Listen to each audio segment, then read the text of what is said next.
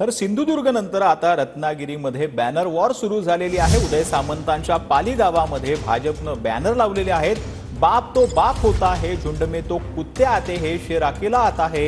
पाली गावामध्ये लागलेल्या बॅनरवर असा उल्लेख करण्यात आला आणि बॅनरवरती नारायण राणेंचा फोटो देखील पाहायला मिळतोय। काल कणकवलीमध्ये उदय सामंतांचे बॅनर झळकलेले होते आणि त्यानंतर आता नारायण राणेंच्या समर्थकांनी पाली गावामध्ये बॅनर लावले। तर माझ्या घरासमोर जरी बॅनर लावले तरी फरक पडत नाही असं उदय सामंत यांनी म्हटलंय। मी राणेंच्या वयाचा आणि व्यक्तिमत्वाचा आदर करतो असं यावेळेला उदय सामंत यांनी म्हटलंय। तर बॅनरचा विषय चर्चेतून आणि समंजसपणातून सुटेल असं शंभूराज देसाई यांनी म्हटलंय। आणि प्रत्येकानं लावून घेण्यावर आहे।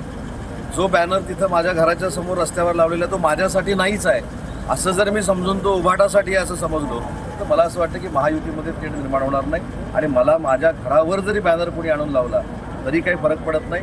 शेवटी मी राणे साहेबांच्या वयाचा, त्यांच्या व्यक्तिमत्वाच्या, अनुभवाचा नेहमी आदर करत आलेलो आहे आणि त्याच्यामुळे माझ्या घराकडे जाणाऱ्या रस्त्यावर कोणी अजून 4 लावावी किंवा माझ्याकडे 10 अजून पाठवून दिले तर मी अख्ख्या घरापर्यंत लावतो, मला त्याच्यामध्ये काही वाटत नाही।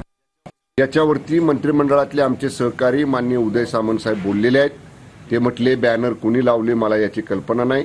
मी जरूर असं जर कुणी कार्यकर्त्यांनी बॅनर लावले असतील या बाबतीत निश्चित लक्ष घालेल आणि असे प्रकार होणार नाहीत या बाबतीत आम्ही काळजी घेऊ असं वक्तव्य माननीय उदय सामंत साहेबांनी स्वतः केलेलं आहे। त्यामुळे निश्चितपणे हा प्रश्न चर्चेतनं आणि आपसातल्या सामंजस्यातनं सुटेल।